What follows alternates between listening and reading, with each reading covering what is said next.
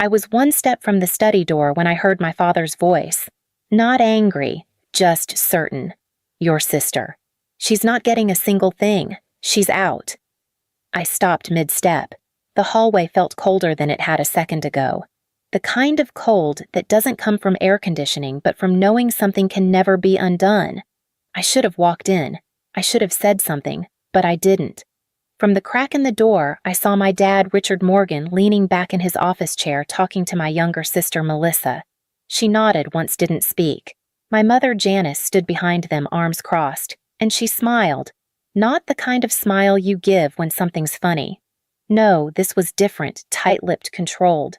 The kind of smile that says, "It worked." I don't remember backing away. I just know I didn't go into that room. I didn't ask questions. I didn't beg. I walked right past my old bedroom into the guest room I'd been staying in and opened my laptop. I moved every cent I had savings investment accounts, even the emergency cash, into a private fund they didn't know existed. One I'd opened years ago on a gut feeling I never quite understood.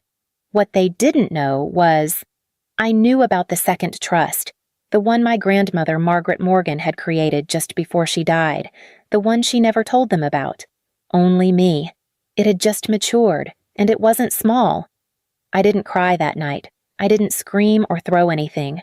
I just sat there staring at the glow of the transfer confirmation and realized that something had shifted. I wasn't their daughter anymore. I was the one they didn't think could win, and that was going to be their second mistake. It didn't start with that conversation. Looking back, I think they were erasing me long before they said it out loud. It was in the Christmas photo Mom sent out last year, the one she captioned, "Morgan Family Full of Love." I wasn't in it. I had flown in 2 days before, baked 3 pies, and wrapped gifts until my fingers cramped. But when I asked about the photo, she said, "Oh, honey, we took it while you were running errands." Just slipped my mind. I told myself it didn't matter. Then came the subtle shifts. Dad, always pragmatic, always controlling, began saying things like, "You're too emotional to handle estate business," or, "This stuff needs a rational head, Claire." Melissa, my younger sister by 4 years, stopped replying to messages unless she needed something, a document, a favor, a loan.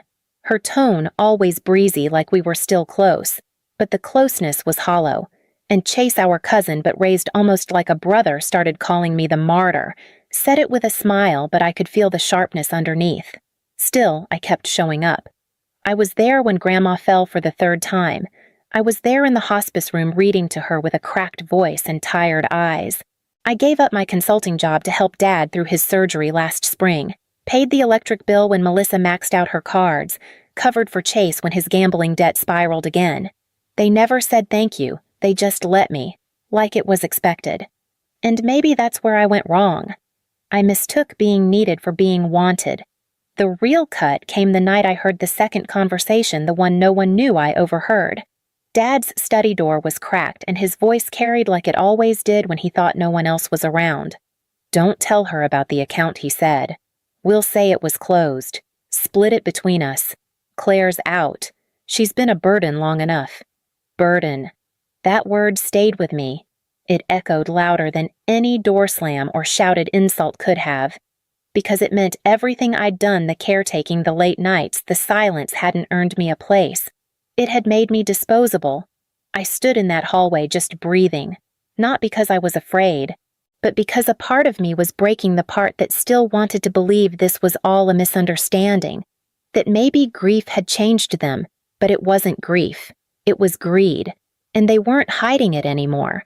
I didn't sleep that night, not because of fear or even anger, but because I kept hearing her voice, soft, raspy, and low from the hospital bed. One day, they'll turn on you, when they do open the bottom drawer. At the time, I thought she meant something sentimental, a keepsake, maybe a letter. But now I understood. She had seen this coming. She had seen them clearly, even when I still gave them the benefit of the doubt. The drawer was in her old bedroom. Mahogany top left corner of her writing desk, the one no one had touched since the funeral. I opened it slowly, half expecting it to be empty. But it wasn't. Inside was a small flash drive, a folded letter in her unmistakable cursive, and a cream-colored envelope sealed with a notary stamp. My hands shook as I opened the letter. Claire. If you're reading this, they've already made their move. Blood doesn't make them worthy. Love doesn't make them loyal. Take what's yours, and don't apologize. Grandma. It was only 4 lines, but it landed like thunder. I read it again. Then again. I wasn't crying, not yet, but I felt something shift. Not sadness, not even rage. Conviction. The envelope contained an amended version of her will, signed, witnessed, and notarized 2 weeks before she passed. I read every word slowly, carefully. It gave me 51% control of the family business, power of attorney over Dad's personal trust, 2 rental properties in Oregon, and a locked investment account worth just over $1.2 million. She hadn't split things evenly. She hadn't tried to please everyone. She had chosen me, not because I was better, but because I had stayed, because I had listened, because I had wiped her mouth and held her hand when no one else would. She hadn't left me power. She had left me proof that I wasn't crazy, that I wasn't imagining the distance or the silence or the smirks across the table, that somewhere in the middle of their plotting, she had drawn a line and placed me on the side of the truth. I sat with it for a long time, not moving, just holding that envelope like it might vanish if I blinked. They wanted me gone. Fine, let them throw the match. I would burn their entire plan to ash. I came down to the kitchen the next morning like nothing had changed. Dad Richard sat at the head of the table flipping through financial reports. Melissa was scrolling on her phone, chewing toast like it mattered. Mom Janice stood by the sink, humming softly as she stirred her tea, the same tune she always used when she thought she'd won. Morning, I said. Dad didn't look up. We're busy, Claire. Can you give us a minute? I smiled. Cool, practiced. Sure. Just wanted to say congrats. That got his attention. He looked up, pen in hand, eyebrows drawn. On what I set the envelope down on the table, on handing me everything. Mom's hand jerked. The tea spilled across the counter. She didn't move to wipe it, just stood there staring at me. What are you talking about? She asked. I opened the envelope, took out the amended will, laid it flat between the butter dish and Dad's black coffee. Melissa stopped scrolling. Dad stood slowly reading the top line. His mouth opened, but nothing came out. That's not Mom started. Not real, I said calmly. Signed, notarized, witnessed. I turned to Dad. You remember Beverly Grandma's friend from her church group? She co-signed. 2 weeks before Grandma passed. No one spoke. Guess she didn't trust the rest of you. Dad growled, not loud, but deep. You stole that. No, I said, voice steady. I earned it. The silence stretched. Thick. Ugly. I didn't feel it. I let them sit with it, the loss, the shock, the moment they realized the rules had changed. You thought I'd just go quietly, I said. Let you erase me with a smile and a folded napkin at Thanksgiving. But you underestimated me. Dad stepped forward, finger raised. You listened to me. No, I said louder now, but still calm. You listen. The account you tried to hide. Frozen. I had the bank investigate it the moment I heard your little speech last night. Melissa's face went pale. What the hell is happening? She asked. I looked at her. Your inheritance, I said, just slipped through your fingers. Mom's lip trembled. This is your family. No, I said. This is a lesson. Then I turned and walked out, not running, not hiding, just claiming the ground they never thought I'd stand on. The office still smelled like my father, old leather-strong coffee and the faint bitterness of cologne that overstayed its welcome. I hadn't stepped into the boardroom since I was 22 the last time I offered to help with a company retreat and was told to let the real professionals handle it. But that Monday morning, I walked in through the front door, past the receptionist who blinked twice before recognizing me and kept walking straight into the meeting. Dad's partners were already seated. Thomas, Marianne, a few new faces. Chase was there too in a tailored blazer and that same cocky lean he always used when he thought he had the upper hand. He didn't look up. I walked to the head of the table and sat down. His head snapped toward me like it had been pulled by a wire. You don't belong here, he muttered. I slid the ownership documents across the table. According to this, I belong exactly here. They read, quietly, carefully. Thomas cleared his throat. We weren't made aware of this change in leadership, he said. I met his eyes. You are now. The room was still absorbing it when the door flew open and Dad stormed in 10 minutes late and breathing hard. His eyes scanned the table and landed on me. He stopped mid-step. This is a hostile takeover, he snapped. No, I said. This is a correction. He marched toward the table and slapped his hand against the wood. You don't have the experience. I have the authority, I said. And starting today, every transaction over $10,000 goes through me. Chase's face turned crimson. You think you're going to run this place better than Dad? I looked at him.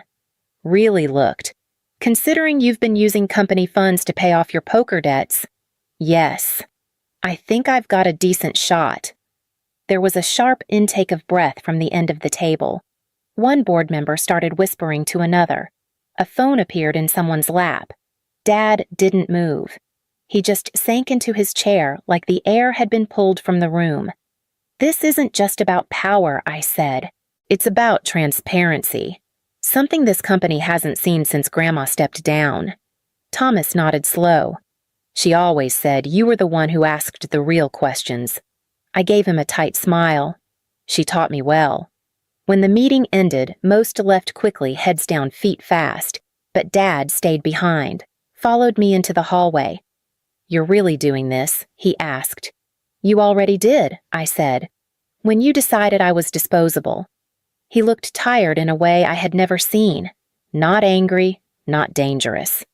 Just hollow. You'll regret this. I paused, hand on the door to my office. No, Dad.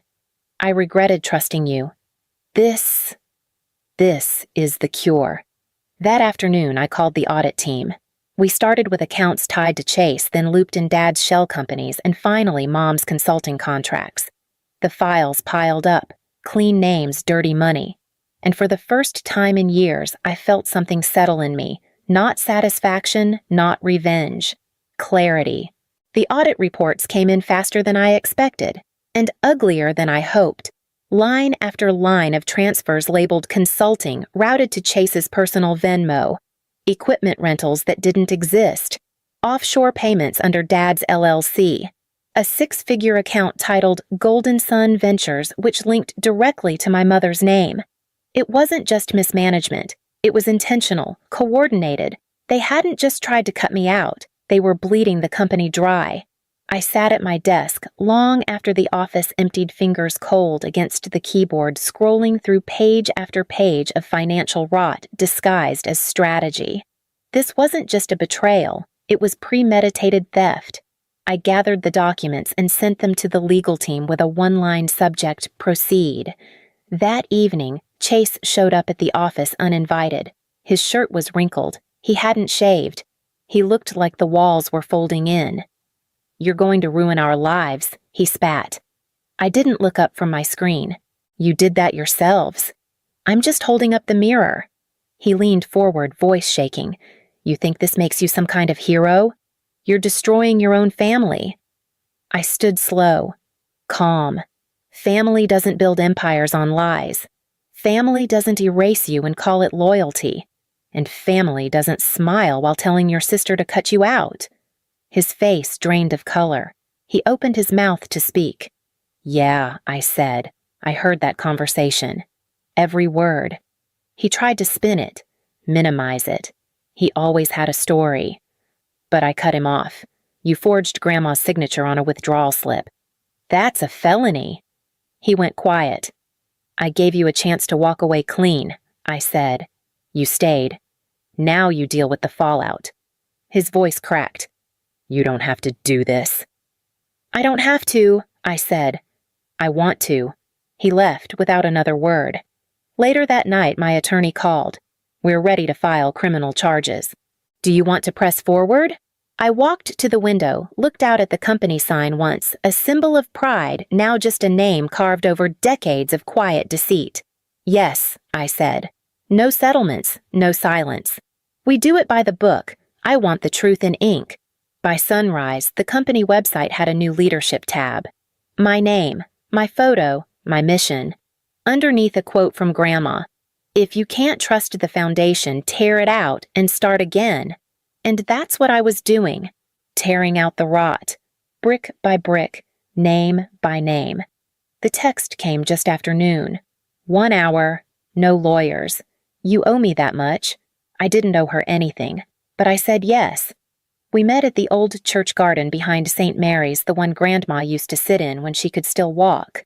The same place Mom pretended to tend roses while taking calls from the estate lawyer she swore she barely knew.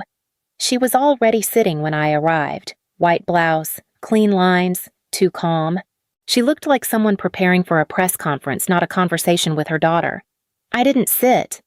"I have to hand it to you," she said. "I underestimated you." "You always did," I said. She smiled faintly, eyes still on the chapel. "You weren't trying to protect Grandma. You were trying to destroy me." "No," I said. "You did that to yourself." She turned to me fully then. Her face didn't crack. "Not yet." "I kept this family running," she said sharper now. "I made sure your father didn't lose everything after his third failed investment. I patched holes. I handled Chase. And you." I didn't flinch. I was the only one not lying, I said. She stood, slowly brushed off her skirt like she'd just finished a garden chore. "You're going to win," she said. "We both know that."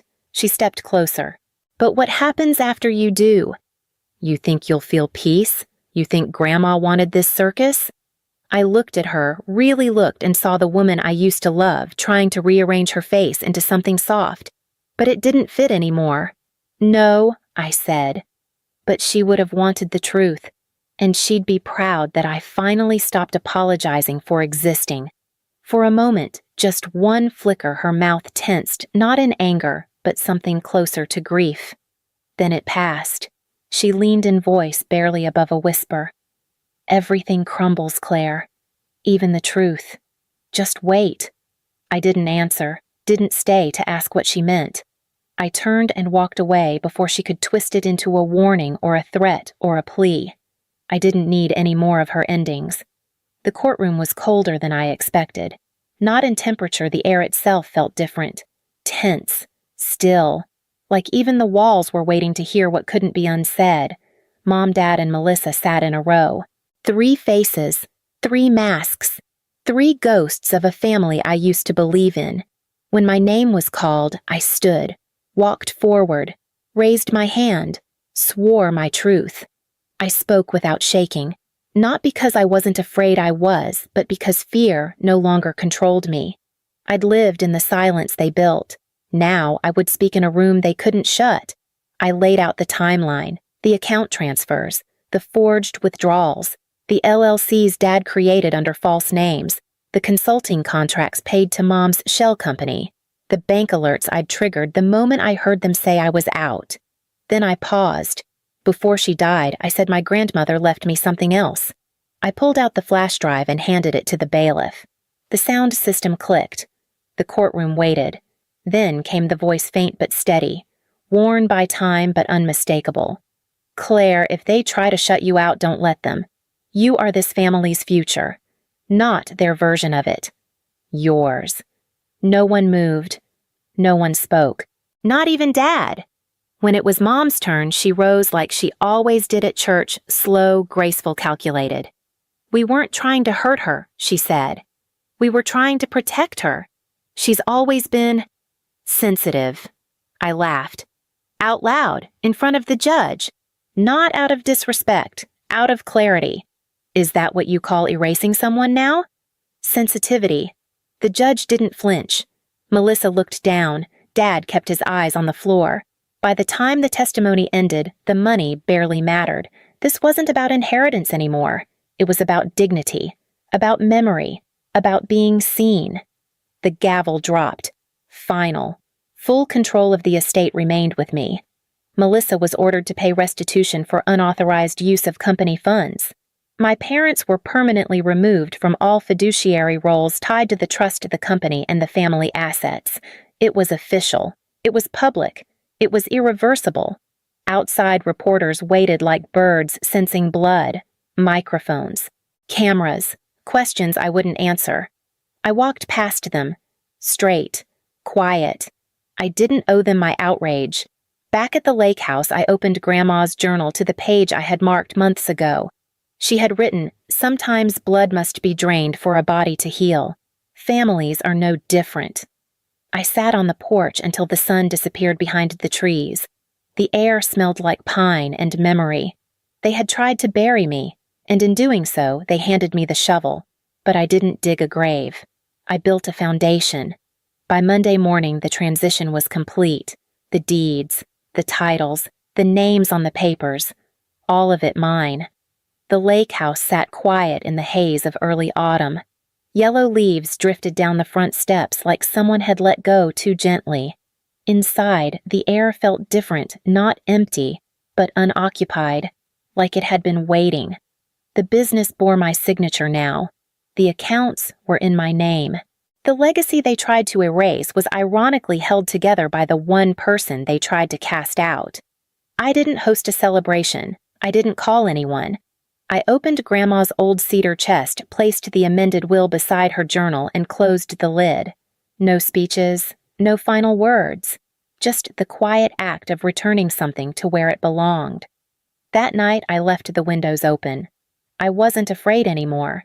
There were no voices behind walls, no footsteps down the hall, just the soft wind off the lake and the memory of someone who believed me before I believed in myself. They had tried to bury me. They called me weak, emotional, a burden. But what they didn't know was, every time they erased me, they sharpened me. Every silence they forced became a sentence I would one day speak aloud. And when they finally handed me the shovel, the one they thought I'd use to disappear quietly, I didn't dig a grave.